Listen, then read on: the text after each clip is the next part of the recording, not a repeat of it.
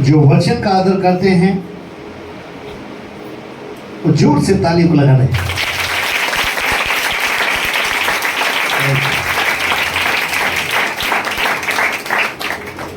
क्योंकि प्रभु यीशु मसीह स्वयं आदि के वचन। मेरे प्रियो, आज का दिन यहोवा ने बनाया, और इसमें हम आनंदित हो।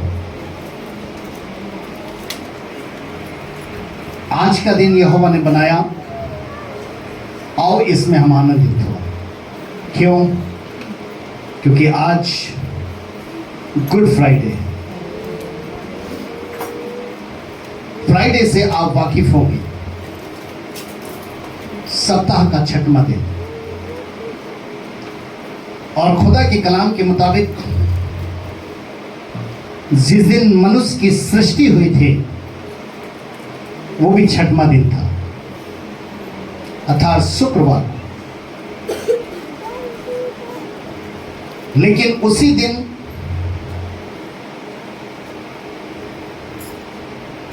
मानव ने परमेश्वर के वचन को तोड़कर पाप, मृत्यु और शैतान को अवसर दिया।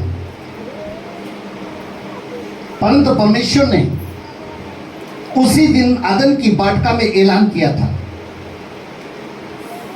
कि जिस छठवें दिन अर्थात फ्राइडे को पाप के कारण ब्लैक फ्राइडे बना दिया गया है,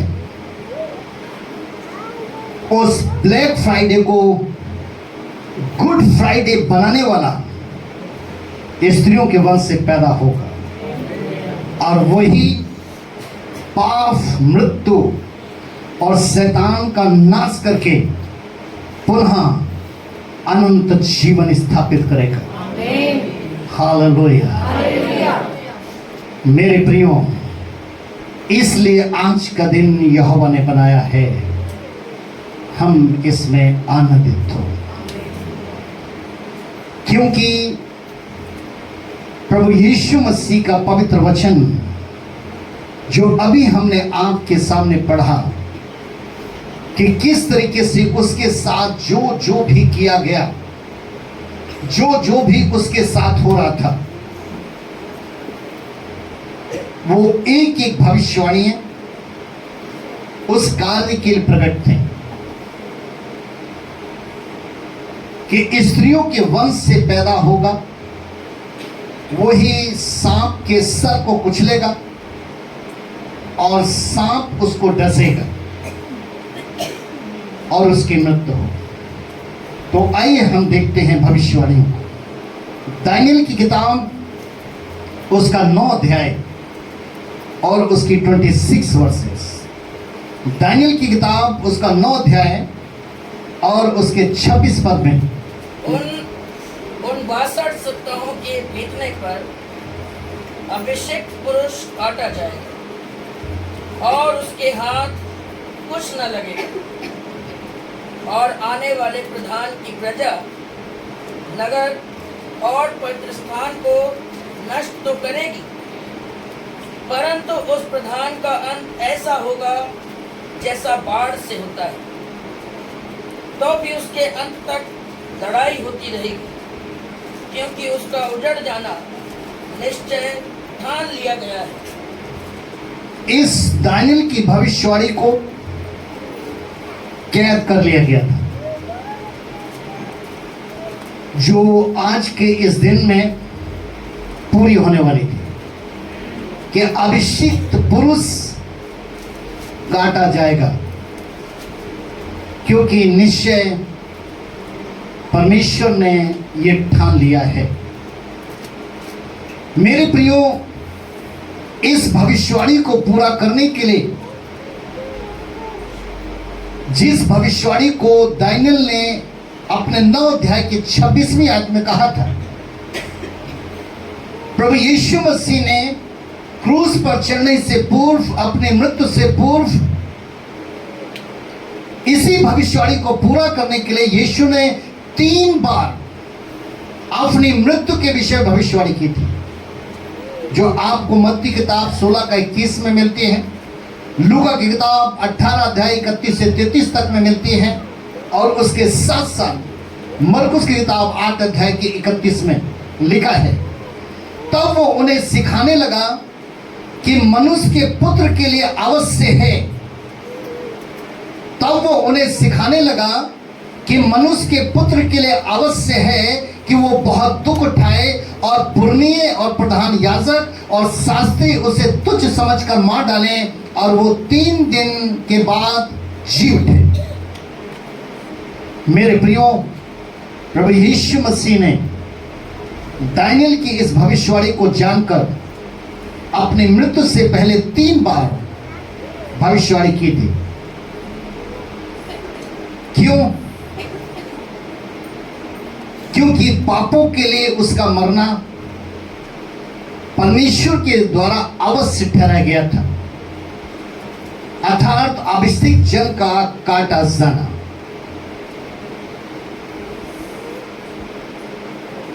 ये कहां से शुरू हुआ? लास्ट संडे, खजूरी इतवार। और मेरे प्रियो, खजूरी इतवार वाले दिन प्रभु यीशु मसीह परमेश्वर के पवित्र मंदिर यरूशलेम में गए, और वहां लेन देन करने वालों को, सराफों के अड्डे बनाने वालों को, डाकों की खो बनाने वालों को पवित्र मंदिर से बाहर निकाल दिया। उन्होंने ये पवित्र मंदिर से बाहर क्यों निकाला? उन्होंने अपने कमर से अंगोछा खोलकर उसे कोड़ा बनाकर क्यों चलाया? क्योंकि मेरे प्रियो, यिर्मयाह की किताब 7 की 11 में लिखा था। क्यों किया ऐसा? क्योंकि यिर्मयाह की किताब 7 अध्याय की 11वीं आयत में लिखा था, जो परमेश्वर कह रहा था, क्या ये भवन जो मेरा कहलाता है तुम्हारी दृष्टि में डाकुओं की गुफा हो गया? क्या ये मेरा भवन जो मेरा कहलाता है तुम्हारी दृष्टि में डाकुओं की गुफा हो गया? मैंने स्वयं ये देखा है। परमेश्वर कह रहा है, मैंने ये स्वयं देखा है। यहोवा की यही वाणी है। मेरे प्रियो, जब आप 13 और 14 पद पढ़ते हैं तो परमेश्वर ने उनसे कहा था कि मैंने बड़े यत्न से तुम्हें समझाया, परंतु तुमने कभी नहीं सुना। तुम्हें बुलाया पर तुमने आना ना चाहा। मैंने कई बार तुम्हें अवसर दिया पर तुमने उस अवसर को नहीं पहचाना। इसलिए जो स्थान मैंने तुमको व तुम्हारे पूर्वजों को दिया था, वो तुमसे वापस ले लूंगा। क्यों वापस लेने की बात कर रहा था? क्यों परमेश्वर उनको बार बार समझा रहा था?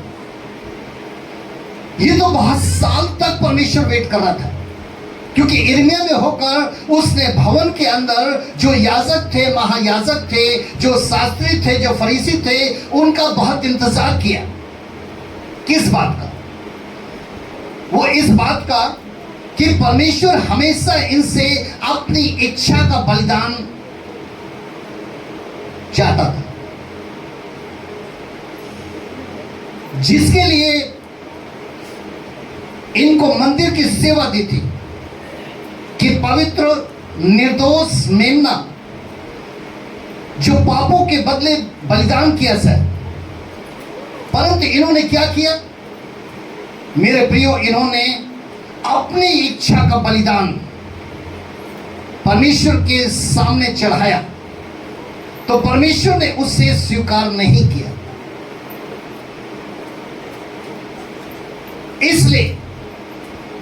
इसलिए परमेश्वर ने यिर्मयाह में होकर यह भविष्यवाणी की थी कि जो तुम्हें दिया गया है अब वो तुमसे वापस ले लिया जाएगा। क्योंकि मेरे प्रियो, प्रभु यीशु मसीह अब उस यरूशलेम में प्रवेश कर चुके थे। खास करके जब वो यरूशलेम में गए थे तो वो कहीं और नहीं गए, वो सीधे मंदिर में गए। और वचन के अनुसार कि अब प्रभु यीशु मसीह जो परमेश्वर का मेमना थे, वो परमेश्वर के मंदिर में स्वयं को जीवित, पवित्र और भावता हुआ बलिदान बनाकर जो जगत के पापों के उठाने के लिए थे उसमें प्रवेश कर चुके थे। क्योंकि मेरे प्रियो, यशायाह 31 के 9 में इस प्रवेश के विषय में भविष्यवाणी थी, उस यरूशलेम के विषय में भविष्यवाणी थी 31 का 9 में, कि वो भय के मारे अपने सुंदर भवन से जाता रहेगा और उसके हाकिम घबराहट के कारण ध्वजा त्याग कर भाग जाएंगे। यहोवा जिसकी अग्नि सिय्योन में और जिसका भट्टा यरूशलेम में है, उसकी यही भाड़ी है। मेरे प्रियो, इस 31वें अध्याय के 9वें पद में वचन को पूरा किया प्रभु यीशु मसीह ने, वचन को पूरा किया। और खुदा के कलाम के मुताबिक जिस दिन उसने इस वचन को पूरा किया, उस दिन जो थी तो एक बड़ी भीड़ प्रभु यीशु मसीह के साथ थी, जिसे देखकर जब यीशु मसीह उनके हाथ पकड़कर उन्हें बाहर निकाल रहे थे तो वो कुछ नहीं कह सक रहे थे, वो चुपचाप थे। वो याजक, वो शास्त्री, वो फरीसी। परंतु उसी समय से इन्होंने यीशु के प्रति अपने मन के अंदर नफरत रख ली थी कि हम इसका बुरा ही करेंगे। इसलिए परमेश्वर के पवित्र वचन के अनुसार ये लोग सोमवार से मंगलवार तक, संडे को कुछ नहीं किया, लेकिन सोमवार से मंगलवार तक वो प्रभु यीशु मसीह को दोषी ठहराने के लिए तरह तरह के प्रश्न करते रहे, परंतु उसमें भी सफल ना हो सके, क्योंकि हर प्रश्न का उत्तर स्वयं प्रभु यीशु मसीह है।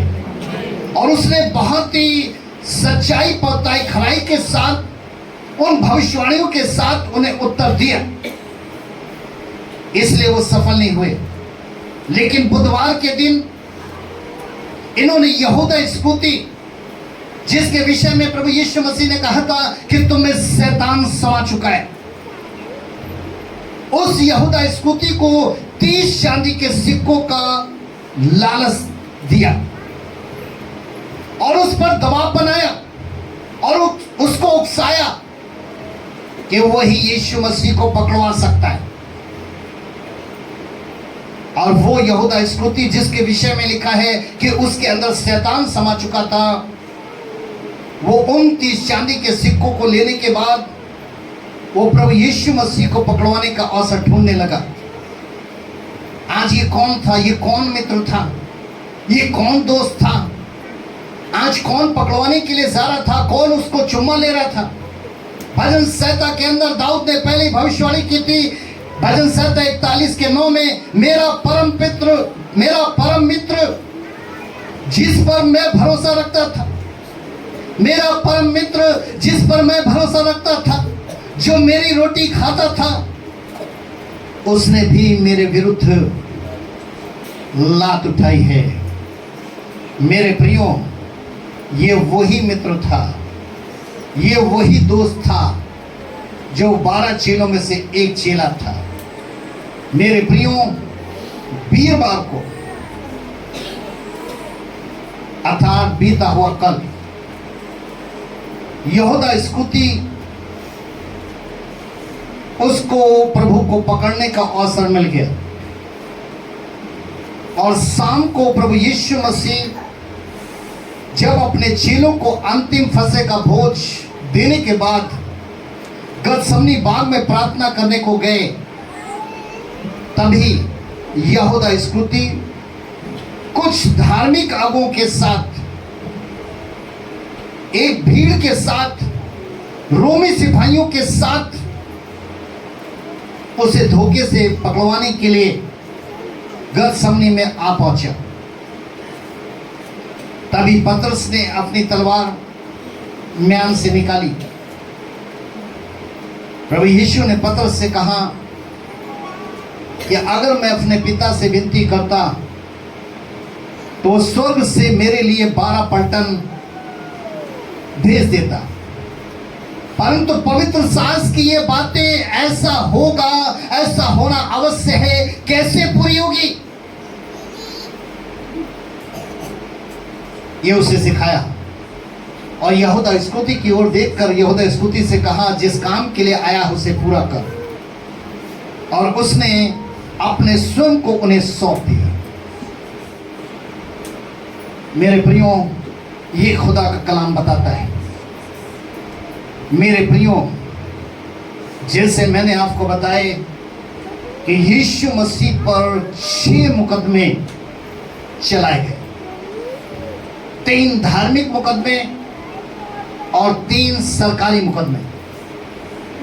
पहला मुकदमा जो आपने परमेश्वर के पवित्र वचन में अभी पढ़ा भी था, सुना भी था, कि उसे गतसमनी बाग से पकड़ने के बाद उसे दोषी ठहराने के लिए हन्ना महायाजक के पास ले गए। और हन्ना महायाजक के पास ले जाने पर वो लोग उस पर झूठा दोष लगाने लगे कि यह मंदिर को तोड़कर 3 दिन में बनाने की बात करता है, लेकिन वो साबित नहीं कर सके। वो जो उस पर झूठा इल्जाम लगा रहे थे वो साबित नहीं कर सके। तभी वीरवार की मध्यरात्रि में हन्ना महायाजक ने उसे कैफा के पास भेजा। उसने भी उस पर झूठा दोष लगाते हुए कहा कि ये तो परमेश्वर की निंदा करता है, ये तो परमेश्वर की निंदा कर रहा है। लेकिन उसके बावजूद भी कोई निंदा के उस पर आरोप तय नहीं हो पाए। कहीं से वो साबित नहीं कर सके कि वो परमेश्वर की निंदा कर रहा है। अब ये 2 मुकदमे 2 धार्मिक महायाजक याजक के पास पहुंच गए। अब इन्होंने देखा कि हमसे तो बात नहीं बन रही है, तो तीसरा वो यहूदी सभा के सामने ले गए। और उनके विषय में भी लिखा है कि वो भी उनमें कोई दोष ना पा सके। उन्होंने भी उस पर बहुत से दोष लगाने की कोशिश की, लेकिन वो भी उन पर कोई दोष ना पा सके। तभी उन्होंने उसे प्लान बनाया कि अब इसको हम सरकारी अदालत में लेकर चलते हैं। और जिसका गवर्नर प्लातुस था, क्योंकि वो गवर्नर था और उसके पास मृत्यु दंड देने का अधिकार था, परंतु पिलातुस जब उसके पास लेकर गए तो उसने जब उन धार्मिक अगुओं को देखा जो मंदिर में सेवा करते थे, तो उनसे कहा, मैंने इसमें मृत्यु दंड देने का कोई भी दोष नहीं पाया है, लूका 23:41 में, कि मैं इसके अंदर कोई भी ऐसा दोष नहीं पा रहा हूं कि मैं इस पर कोई मृत्यु दंड की सजा दे सकूं। लेकिन वो धार्मिक अगुए वो सुनने को तैयार नहीं थे। जब पिलातुस के ऊपर धार्मिक अगुओं का दबाव पड़ने लगा तो उसने उन्हें यहूदियों के राजा हेरोदेस के पास भेज दिया। राजा हेरोदेस जो यहूदियों का राजा था, उसने भी बहुत सी बातें उससे की, उसने भी बहुत से उस पर इल्जाम लगाए, क्वेश्चन किए। लेकिन परमेश्वर के पवित्र वचन में लिखा है कि हेरोदेस ने भी कहा कि मैंने इसमें कोई दोष नहीं पाया है, लूका 23:11 में, कि हेरोदेस राजा भी कह रहा है कि हमने इसमें कोई दोष नहीं पाया। मेरे प्रियो, मंदिर से निकाले हुए धार्मिक अगुए जो उसे मृत्यु दंड दिलाने चाहते थे, जिन्होंने अपने मन में उसके प्रति बुरा समझा था और उन्होंने सोचा था कि इसने मंदिर से निकालकर हमारी बदनामी की है, हमें बेइज्जत किया है, हम भी इसको बेइज्जत करेंगे, इसका नाश करेंगे, इसको हम लोग यातनाएं देंगे, इसके साथ बुरे से बुरा व्यवहार करेंगे। इसलिए उन्होंने यीशु को दोबारा पिलातुस गवर्नर के पास फिर से भेज दिया, मीन्स लेकर आ गए। अब ये कौन सा दिन था? खुदा के कलाम में लिखा है कि शुक्रवार की वो सुबह होने वाली थी, रोशनी निकलने वाली थी उस समय। और जब पिलातुस ने दोबारा उनको क्रोध में देखा कि वो बहुत क्रोध से भरे हैं और फिर से उसके पास आए हैं, तो उन्होंने उसे समझाया कि आज तुम यहूदियों का पर्व है और आज के दिन तुम्हारे लिए कोई ना कोई कैदी रिहा किया जाता है, तो इसे यही समझकर छोड़ दो। लेकिन मेरे भाइयों, खुदा का कलाम कहता है, तभी वो उस पर दबाव बनाते हुए जोर जोर से चिल्लाने लगे, अगर छोड़ना है तो बर अब्बा को छोड़ दो, परंतु इसे क्रूस पर मृत्युदंड की सजा दो। ये चिल्लाते रहे, वो जोर जोर से पुकारते रहे। अब पिलातुस जो था वो गवर्नर था, रोमी गवर्नमेंट्स की सत्ता उसके हाथ में थी, अधिकार उसके पास था, और वो नहीं चाहता था कि उस राज के अंदर खून खराबा हो। तो मेरे भाइयों, तभी पिलातुस ने अपने हाथ पानी से धोते हुए कहा कि मैं इसमें कोई मृत्युदंड का दोष नहीं पाता, परंतु हाँ, ये यहूदियों का राजा कहता है। ये कहते हुए यीशु को मृत्युदंड की सजा सुना दी। अब जिसे सुनकर जितने भी धार्मिक अगुए थे कहने लगे कि इसकी मृत्यु का पाप हम पर लग जाए, हम अपने ऊपर लेते हैं, अपने बच्चों के ऊपर लेते हैं, और जोर जोर से प्रसन्न होने लगे। खुदा के कलाम के मुताबिक तभी सारे राज्य में काले बादलों के द्वारा अंधेरा छाया रहा और लोग उसके साथ क्या व्यवहार करने लगे। जब उसके साथ ये व्यवहार किया जा रहा था, तो जब बहुत से विश्वास करने वाले लोग आंसू बहा रहे थे, जो मसीहा की बात जोड़ रहे थे, जिन्होंने आने वाला मसीहा यही है विश्वास किया था, तो मनी मन वो एक दया प्रकट कर रहे थे, प्रभु यीशु मसीह के प्रति सहानुभूति पैदा कर रहे थे कि कितना दया का परमेश्वर है। लेकिन प्रभु यीशु मसीह आत्मा है। जब लोग उसके साथ ऐसा व्यवहार कर रहे थे, तो प्रभु यीशु मसीह यशाया में क्या भविष्यवाणी करके वचन में क्या बोल रहा था, ऐसा है कि पुस्तक 50 अध्याय उसका 6 और 7 में, मैंने मारने वालों को अपनी पीठ और गलमोश नोचने वालों की ओर अपने गाल किए। अपमानित होने और उनके थूकने से मैंने मुंह ना छुपाया, क्योंकि प्रभु यहोवा मेरी सहायता करता। इस कारण मैंने संकोच नहीं किया, वरन अपना माथा चकमक के समान कड़ा किया, क्योंकि मुझे निश्चय था कि मुझे लज्जित होना ना पड़े। लोग सोच रहे थे कि शायद इसको लज्जित होना पड़ रहा है, लेकिन यशायाह पहले से उसके विषय में भविष्यवाणी कर चुके थे कि मारने वालों को अपनी पीठ और गलमोछ नोचने वालों की ओर अपने गाल किए। अपमानित होने और उनके थूकने से उसने मुंह ना छुपाया, क्योंकि प्रभु यहोवा उसकी सहायता कर रहे थे। इस कारण मैंने संकोच नहीं किया, वरन अपना माथा चकमक के समान कड़ा किया, क्योंकि मुझे निश्चय था कि मुझे लज्जित होना ना पड़े। लज्जित तो वही होते हैं जो विश्वासघाती हैं। भजन संहिता 25 में लिखा है, लज्जित तो वही होते हैं जो विश्वासघाती हैं। रोमी अपनी पत्री में लिखते हैं, पौलुस अपनी पत्री में लिखते हैं कि जिनका भरोसा परमेश्वर है वो कभी लज्जित नहीं होते। आज प्रभु यीशु मसीह ने अपने स्वयं को एक मेमने के समान बनाकर उन्हें समर्पण कर दिया था कि ये मेरा मुख है, ये मेरा माथा है, ये मेरा हाथ है, ये मेरे पैर है, ये मेरा बदन है।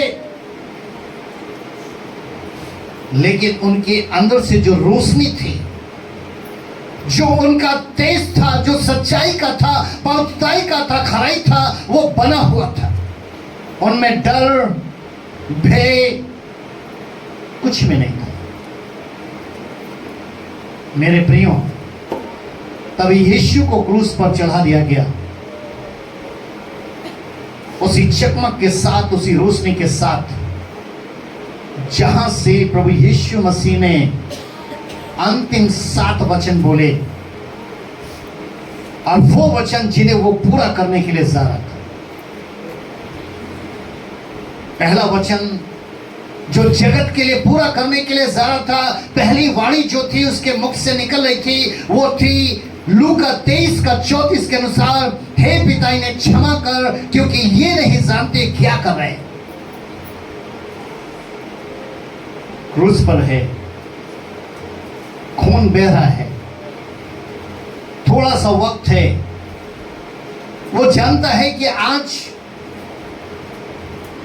ये भविष्यवाणी पूरे होने के लिए जारी है और आज के दिन मुझे इस मृत्यु दंड को सहना पड़ेगा। लेकिन तभी उसने पहली वाणी जो बोली कि हे पिता इन्हें क्षमा कर, क्योंकि ये नहीं जानते क्या कर रहे हैं।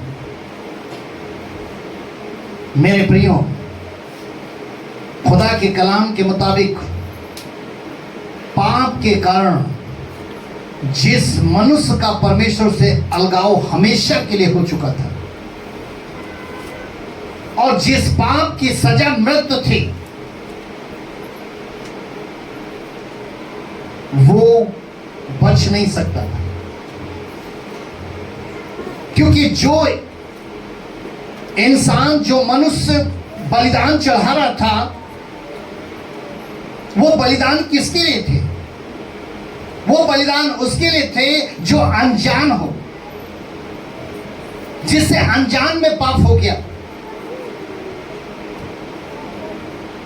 अनजान व्यक्तियों के लिए ही परमेश्वर ने उस पाप के बलिदान को ठहराया था, जो अनजाने में पाप कर बैठते हैं। परंतु आज जो जानकर गुनाह कर रहे थे, जो होशियारी के साथ गुनाह कर रहे थे, बुद्धिमानी के साथ गुनाह कर रहे थे,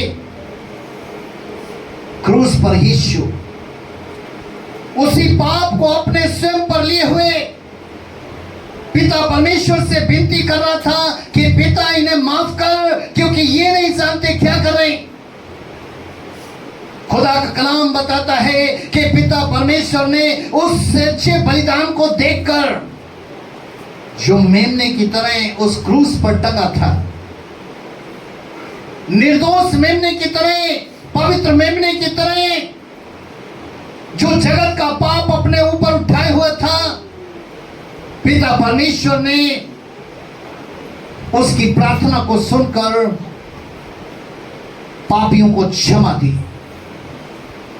मेरे प्रियो, जो आत्मा के द्वारा इब्रानियों की पुस्तक 5:7 में लिखा है कि यीशु ने अपनी देह में रहने के दिनों में ऊंचे शब्द से पुकार पुकार कर और आंसू बहा बहा कर उससे जो उसको मृत्यु से बचा सकता था, प्रार्थनाएं और विनती की, और भक्ति के कारण उसकी सुनी गई।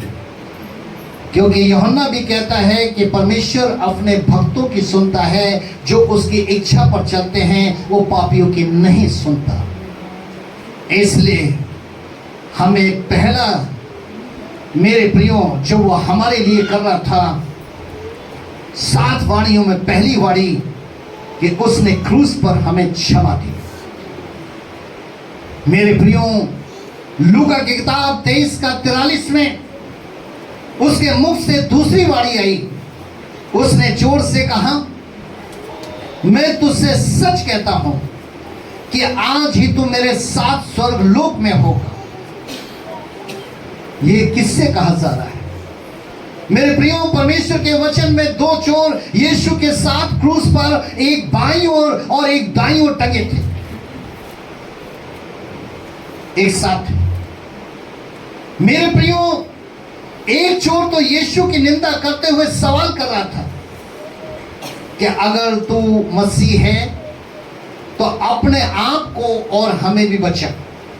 परंतु ये दूसरा चोर जिसमें परमेश्वर का भय था, उसने उस चोर को जो उसी का साथी था डांटते हुए कहा, हम लोग तो सही सजा पा रहे हैं। अर्थात पिलातुस गवर्नर के न्याय अनुसार, उस पिलातुस गवर्नर ने हमारा और तेरा एक सच्चा न्याय किया है जिसमें हम दंड के योग्य ठहरे हैं, क्योंकि हम लोगों ने बुरे काम किए हैं। परंतु इस यीशु ने कोई भी अनुचित काम नहीं किया है। तभी इस चोर ने अपने स्वयं को पाप को स्वीकारते हुए, जो उन पर एलिगेशन, जो पिलातुस गवर्नर ने उन पर दंड की आज्ञा दी थी, उस पाप को इस चोर ने स्वीकारा।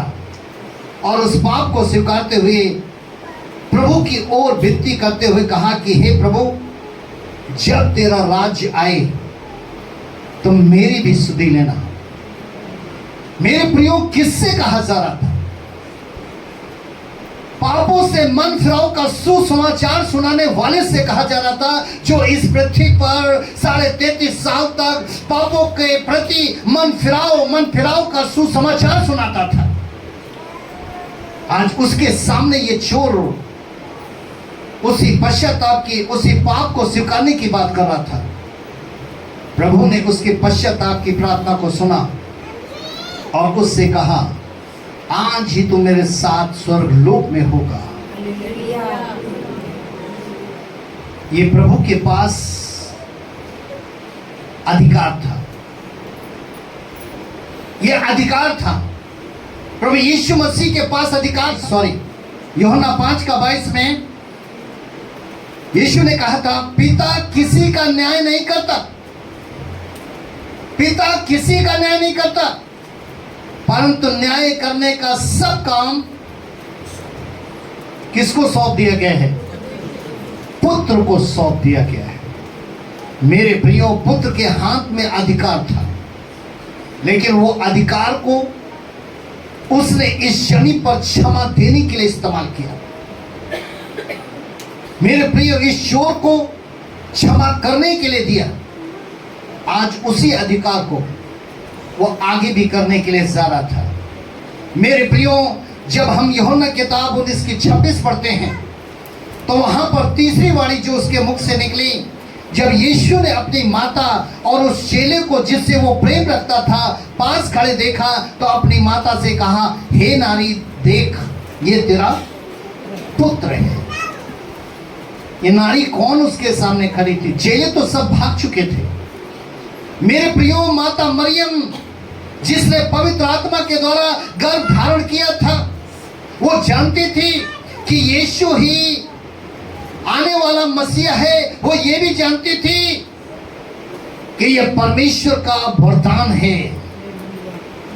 वो ये भी जानती थी कि परमेश्वर का वरदान है। मेरे प्रियो, यही समझकर वो मरियम हमेशा उसके साथ खड़ी रहती थी। आज वही मरियम आज यीशु के सामने भी खड़ी है, आंसुओं के साथ है। मन को समझने वाला यीशु उसके मन को समझकर उससे कहता है कि ये तेरा पुत्र है, अर्थात याकूब और यूहन्ना को दिखाते हुए कि हे माता, अब मैं तो अपने पिता के पास जा रहा हूं। तेरे लिए जो भविष्यवाणी थी, तेरे लिए जो कार्य था, वो अब पूर्ण हो गया है। लेकिन मैं तुझे इन दोनों याकूब और यूहन्ना के हाथ में तेरी जिम्मेदारी देकर जा रहा हूं, ताकि जब तक तू जीवित रहे यही तेरे पुत्र समान तेरी सेवा करेंगे। मेरे प्रियो, क्योंकि वचन में लिखा है कि ना तो मैं तुझे छोड़ूंगा और ना तो मैं तुझे त्यागूंगा। ऐसा वायदा करने वाला मसीहा, उसने अपनी माता मरियम के दूध और उसके लहू के कर्ज को ऐसा करके पूरा निभाया। और खुदा का कलाम बताता है कि ये तीसरी वाड़ी उसने पूरी की। और चौथी वाड़ी मत्ती किताब 27 अध्याय का 46, तीसरे पहर के निकट यीशु ने बड़े शब्द से पुकार कर कहा, एली एली लमा सबक्तनी, अर्थात हे मेरे परमेश्वर तूने मुझे क्यों छोड़ दिया। मेरे प्रियो, लगभग 3 बजे से पहले प्रभु यीशु मसीह अपनी आंखें आसमान की ओर लगा चुके थे और वे जान चुके थे कि जगत का सारा पाप मेरे ऊपर है। उन्होंने अपने आप को पाप होने के कारण अकेला महसूस किया। तभी उन्होंने पिता परमेश्वर से गुहार लगाई कि हे मेरे परमेश्वर तूने मुझे क्यों छोड़ दिया। परमेश्वर की योजना जब तक यीशु पर पाप नहीं होगा तब तक के लिए थी। परमेश्वर की योजना यीशु मसीह के साथ, मनुष्य के पुत्र के साथ उस समय तक के लिए थी जब तक उसमें पाप नहीं होगा। इसलिए जब उसमें पाप आ गया तो वो पापों के कारण वो अलग हो चुका था। क्योंकि हबक्कूक नबी की किताब 1:13 में लिखा है, उसकी आंखें ऐसी शुद्ध हैं जो बुराइयों को देख ही नहीं सकता। रोमियो की पत्री 8:32 में पौलुस कहते हैं, पाप के कारण पिता ने अपने निज पुत्र को भी छोड़ दिया। मेरे प्रियो, इसीलिए प्रभु यीशु मसीह जो थे, आज वो अपने स्वयं को अकेला महसूस कर रहे थे। उन्होंने बताया, सारी दुनिया को मैसेज दिया, क्योंकि जो परमेश्वर से जन्मा है वो पाप कर ही नहीं सकता। इसलिए वो परमेश्वर से जन्मा था, पाप नहीं कर सकता था, लेकिन जगत का पाप उसके ऊपर था, दुनिया का पाप उसके ऊपर था, अधर्म अपराध उसके ऊपर थे। अब 5वीं वाड़ी यूहन्ना किताब उसका 19:28, इसके बाद लिखा है कि जब उसने अपने आप को आसमान की ओर लगाकर महसूस किया मैं अकेला हूं, उसके बाद यीशु ने यह जानकर कि अब सब कुछ पूरा हो चुका है, क्या पाप भी मेरे ऊपर आ गया है, अधर्म भी मेरे ऊपर आ गया है, और जिस जगत के पाप के लिए ही मुझे इस पृथ्वी पर फंसे का मेमना बनाकर भेजा गया है, अब वो समय आ चुका है। खुदा के कलाम में लिखा है, यीशु ने जानकर कि अब सब कुछ पूरा हो चुका है, इसलिए कि पवित्र शास्त्र में जो कहा गया वो पूरा हो, कहा मैं प्यासा हूं। मेरे प्रियो, हिरनी के समान पिता परमेश्वर की आज्ञा को मानने वाला, परमेश्वर के वचन की भूख और प्यास को रखने वाला,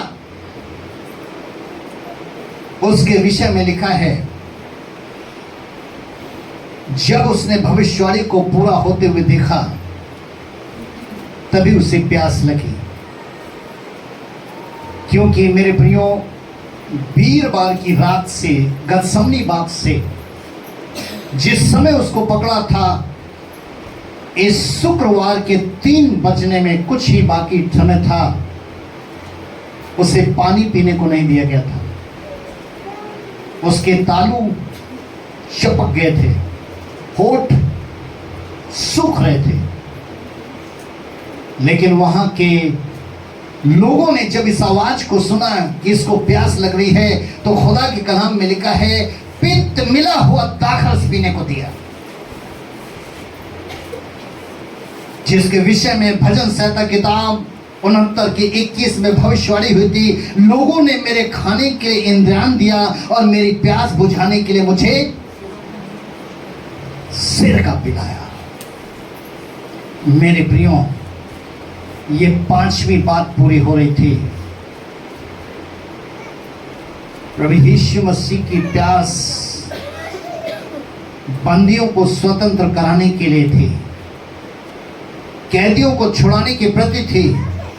और जब उसने ऐसा होते हुए देखा तो 6वीं वाणी यूहन्ना किताब 19:30 में कहा, जब यीशु ने वो सिरका लिया, जब यीशु ने वो सिरका लिया तो कहा पूरा हुआ, और सिर झुका कर अपने प्राणों को त्याग दिया। सिरका लेते ही प्रभु यीशु मसीह जान चुका था, अब मेरा समय पूरा हो चुका है। मेरी प्यास, उसके विषय में वो जानता था कि मेरी प्यास मेरा पिता जगत के लोगों में पूरी करेगा। मेरा पिता मेरी प्यास को जगत के लोगों में पूरी करेगा।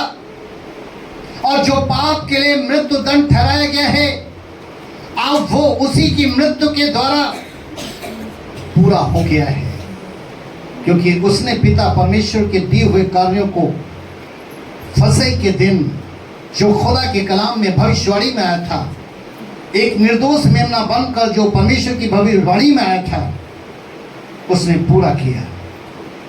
और खुदा के कलाम में लिखा है, अंतिम बात लूका 23:46 में, तभी उसने बड़े सबसे पुकार कर कहा, हे पिता, मैं अपनी आत्मा तेरे हाथों में सौंपता हूं। ये कहकर प्राण छोड़ दिए। हालेलुया। यह आत्मा क्यों दिया था? खुदा के कलाम में लिखा है, मनुष्य का आत्मा यहोवा का दीपक है। मनुष्य का आत्मा यहोवा का दीपक है। उस दीपक को हमेशा रोशनी में रखने के लिए प्रभु यीशु मसीह ने पिता परमेश्वर के हर एक वचन को पूरा किया। उसके विषय में लिखा है, यहां तक आज्ञा मानी कि मृत्यु भी सही। और ये कहकर उसने अपने प्राणों को त्याग दिया। और कुछ समय के लिए सब कुछ शांत हो गया। सूर्य की रोशनी जाती रही, पक्षियों की चहकने की आवाज जाती रही, लोगों की जो चहल पहल थी वो बंद हो गई, क्योंकि सारी सृष्टि उसके प्रति अब शोक में थी। मेरे प्रियो, प्रभु यीशु मसीह के इस बलिदान ने 6वें दिन को अर्थात शुक्रवार को जगत के हर एक पापी के लिए गुड फ्राइडे बना दिया, जिसमें आज हम और आप सम्मिलित हैं। जकर्या ने क्या भविष्यवाणी की थी 13:6 में? तब उससे ये पूछा जाएगा, तेरी छाती में ये घाव कैसे हुए?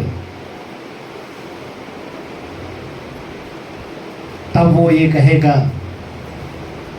ये वे ही हैं जो मेरे प्रेमियों के घर में मुझे लगे हैं। आज प्रेम करने वालों के